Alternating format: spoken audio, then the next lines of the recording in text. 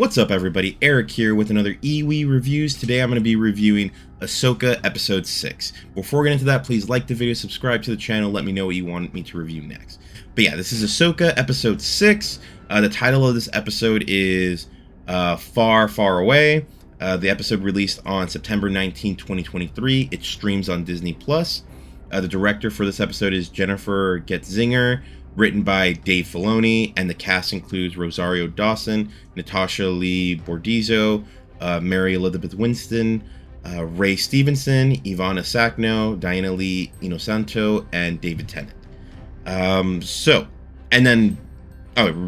then the runtime for this episode is 46 minutes, so they're still staying in that good time frame that I'm liking. And the basic plot of this episode is, last week we kind of focused on Ahsoka. This week we're going to focus on the people that have gone to the other galaxy. Ahsoka's still in transit. So, like as usual, this is going to be spoiler-free at the beginning, and then I'll let you guys know when we go into spoilers. So, my spoiler-free thoughts is the reveals in this episode are crazy.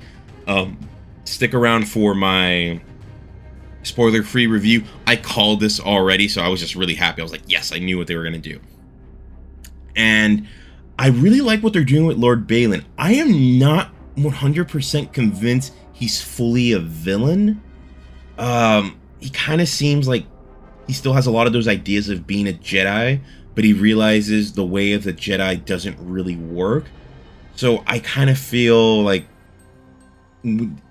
for Star Wars, I always felt like it was weird that Luke tried to make the Order again, but he kind of made their same mistakes.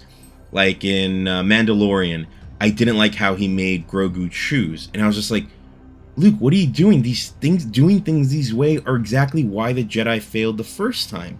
Like, you need to make something new, something different, and it seems like Lord Balin, like, he's doing things on the bad side, but he doesn't feel like he's a full villain to me yet. He has something, like, he's trying to build to something. He wants to start something new.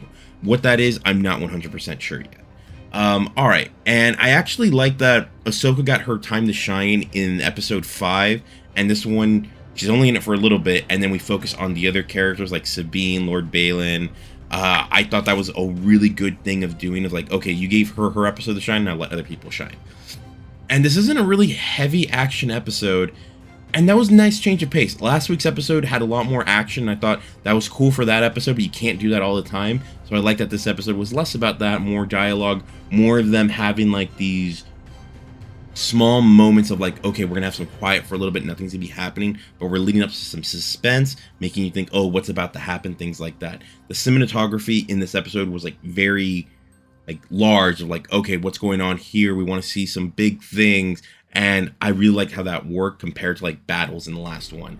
They wanted to give you the scope of like hopelessness of where they're at in this episode compared to the last one. Last one wasn't really hope, it was more like there's a struggle going on. Here it's just like, no, you're in a wasteland. And I really liked how that was came out. So the pacing in this episode I thought was perfect. I really enjoyed it. Even like for 46 minutes, you'll even see in my slides, like I'm not putting as much because a lot of things took their time. They let them build, and I actually like that when they do things like that. It wasn't, we're moving scene. It was like, okay, no, we're holding things back. So I really enjoyed that. All right, so let's go to the bad. Although one of the reveals I think could have been done a little bit better. I'll talk about that more in the spoiler section. And the explanation of how Morgan Elsbeth knew about Thrawn being in this galaxy, I didn't like it. It felt a little cheap. I get it, but I was just like, oh, that's what you're going with? Okay. I mean, there's nothing wrong with it, but it was just like, it didn't feel like that was the explanation I really wanted, if that makes sense. I kind of wanted something even more mysterious, and finding out, oh, that's what it is? Okay, cool, whatever. But yeah, guys, so let's now move on to my score for this episode. I'm actually giving this a 9 out of 10. I'd say this was an amazing episode. Like I said, pacing was perfect. We're getting a good scale of what's about to happen. I really enjoyed this. Not having Ahsoka was weird, but at the same time, after all she got last episode, I was fine for that here. This is really turning into a show, in my opinion, that when it's all said and done and we start going back and binging this, I think this was going to be one of those like very good binge shows, because like it's very serialized, and it's like every episode's very different. It's like you can go in there and be like, oh, this is you couldn't make this into a movie because you couldn't condense this. This had to be done in this length. 8 episodes to get this all out. This is, I think, the right type of show, right type of story to be made into a show. We have this problem with a lot of, like Secret Invasion, I'll use as an example. Secret Invasion did not need to be a show. It could have been done as a movie. And you could have trimmed a lot of that story out, and you still would have came up with something that was, I want to say, like 90-95% the exact same thing. So that's the difference. I think this one gives a reason for it being a show, and I love that about it. So definitely recommend. So for those of you that aren't joining us, thank you for the spoilers. Thank you for watching. Please subscribe to the channel. Let me know what you guys thought in the comments down below. So for you, those of you that are joining me for the spoiler section, let me give you guys your warning. So 5, 4, 3, 2, 1. All right, guys, welcome into the spoiler section. So just out of courtesy for those that hadn't watched the episode yet, I didn't put the 2 extra actors. I think I did this in Star Trek as well. So Ezra and Thrawn are both in this episode. So I didn't want to spoil that in there, but those actors will be listed next week for the new episode. So we start up the episode with Huan and Ahsoka on the ship inside the whale's mouth. They're traveling to the other galaxy, and this is the only time we ever see them. But we do have this good moment of a conversation where, like, Ahsoka's like, "Oh, I didn't tell Hera that Sabine willingly left with them." But I think Huan, what he says is like, maybe she didn't have a choice. This was the only thing she could have done, because like not getting Ezra wasn't an option. And I'm like, I really like that. I thought that Ahsoka learned that lesson in the last episode, but I guess she didn't. So that was kind of a kick in the nuts for me. But I do like what we get with Sabine and eventually getting that reunion. I'll talk about that more later. So we start off now. We go to Sabine on the ship after the opening roll. We go now to Sabine. She's on the ship. She's inside a cell. Lord Balin talks to her, and I think she's just saying, like, hey, you guys said you had a deal and all that. They do. They eventually do reach the planet they were supposed to reach. And in space, you actually find out that the reason the whales come here is that this is one of the places the whales come to die. So, not necessarily that they always die when they come here, but, like, there's a graveyard. The ring around the planet is just a bunch of their bones. It's crazy. It's a great scene. I should have put a picture somewhere around here. So yeah, now we go down to the planet. They've received the beacon knowing that, okay, there's something there. And they do arrive on the planet, and we see the Great Mothers. So these are from the Dathomir Great Mothers. These are related to the ancestors of Morgan Elsbeth, who's also a sister of Dathomir, or daughter of Dathomir, I can't remember. Sister, I think. All right, so they are the ones that, this is where I said it was lame. They were the ones that put the vision in Morgan's head of where to find the map and all this stuff for Thrawn. And I get it, but that just, it didn't work for me as much as I wanted it to work. It was just like, this kind of felt lazy. Like, oh yeah, they just played telephone across the galaxy. It's just like, yeah. And even then, like, oh, they know of the travelers, the whales, and it's like, why didn't you guys ever try to do anything to get inside the whale's mouth to maybe go back? It just didn't work for me.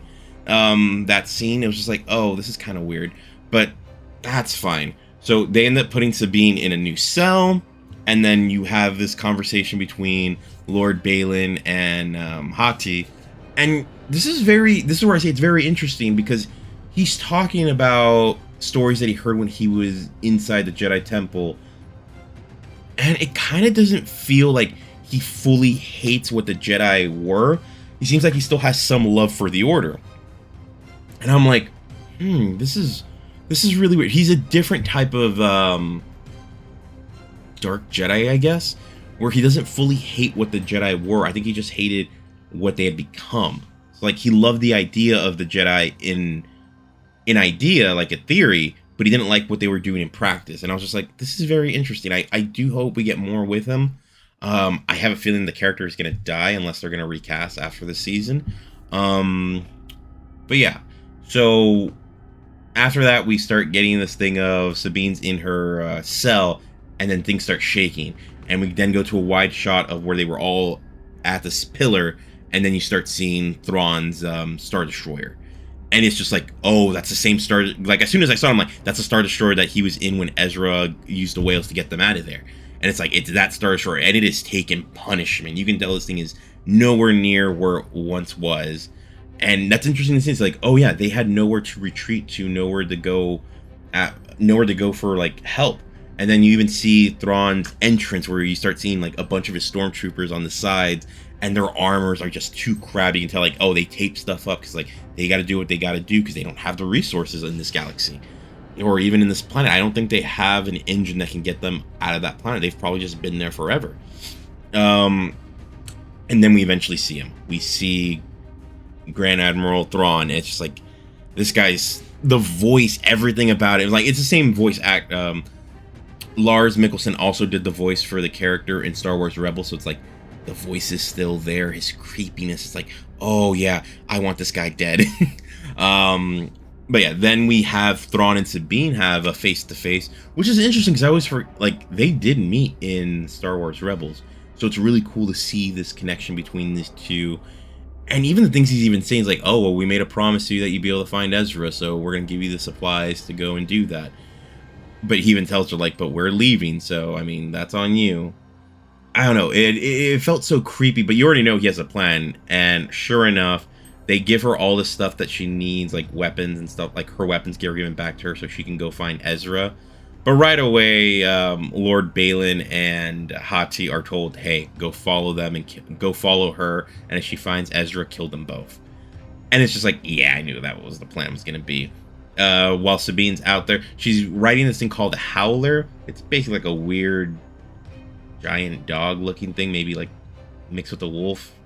It was creepy looking, but it acted like a dog. It was trying to follow her. She ends up getting ambushed, and she ends up having to use the lightsaber. She beats the attackers. And then the Howler comes back to her. She's like, no, you left me. But the thing is just like, oh, he got scared, and he's just trying to follow her. Eventually, she accepts him back with her. All right. And from here now, actually, I got that in the reverse order, but whatever. We find out that Thrawn, he really doesn't care if they find and kill Ezra.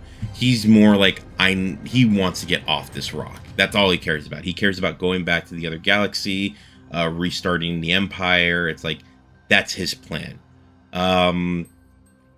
So then Sabine ends up finding these people, like this little race of like creatures. They kind of have like rocks on their back, but they have like little, I'm trying to think, little bug bodies, kind of like, I don't know the best way to describe them, but kind of like turtle-ish, but like humanoid.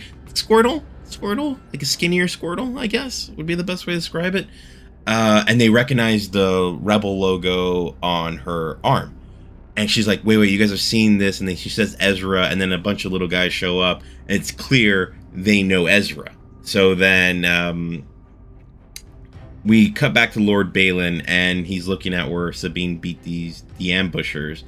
And it's interesting because then he ends up seeing a bunch of them in the distance, and he's still having that conversation with Hati about like, hey, where this world is. She doesn't seem to be cool with this place. So part of me wonders, is she gonna kill him or not? And then they see the same group of like ambushers that attack Sabine, like their groups like on this top of this hill. So it's like, oh, the enemy of my enemy is my friend. It's like, oh, dude, you better watch out because I don't even think your apprentice is your friend. So now we go back to Sabine, and they make it to that village. And she's just looking around, and out of nowhere, Ezra talks to her. And it's like, Ezra's alive. It's crazy. I think they could have done this one better, this entrance, but it was still cool to see like Ezra's alive. I mean, we knew he was alive. He's there. I can't wait to see what they do with him. I am curious if Ezra's gonna die in this show, because part of me thinks he might, because that would be weird. Like, oh, now we got Ezra, Sabine, and Ahsoka as Jedi. Again, the thing that keeps being the bad thing is that we're going into the sequel trilogy, and it's just like, I kind of wish the sequel trilogy wasn't there. I wish we could ignore it and pretend like none of that stuff happened. But then let's go to the last scene. Thrawn is called by the Great Mothers, and they tell him and Morgan that a Jedi is coming, and he right away just says Ahsoka Tano, who you told me is dead. Now, I agree, it wouldn't make sense for him to say Luke Skywalker because he doesn't know about Luke. He left before Luke actually joined the fight. Luke was alive, but he never knew about Luke. And I think he knows that Anakin was Ahsoka's master, so it's like, if anyone could have like survived all this stuff and keep going, it's gonna be Anakin's apprentice. So it makes sense. I'm curious what they do with the next episode. So the one thing I'll say that I called out, and maybe I'll put this in the clip, I said, oh, I suspect that we're gonna get Thrawn like in the beginning, middle of the next episode, and then we're gonna get Ezra at the end. And sure enough, that's what we ended up getting. And I'm just glad I called it. I kind of felt that was the way that they were gonna do it. For episode 8 and 9, I'm guessing there's gonna be a big battle in episode 7, or setting up for the battle. Maybe at the end of the episode it starts. And then episode 8 is when we're going to get our conclusion, all this stuff. It would be weird for Ezra not to make it back to the galaxy, but I could also see Ezra sacrificing himself. It just feels like maybe that's the way that they're going to go with it. I will say, I do think I was wrong earlier where it seemed like they were trying to do something romantic between Ezra and Sabine.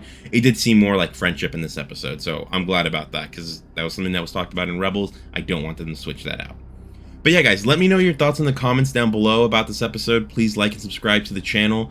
I'm really loving Ahsoka. Right now, I would say this is the best Star Wars we've had since the original trilogy. I can't really think of anything that'd say tops this at the moment. But yeah, guys, let me know what you think in the comments. So talk to you later. Bye.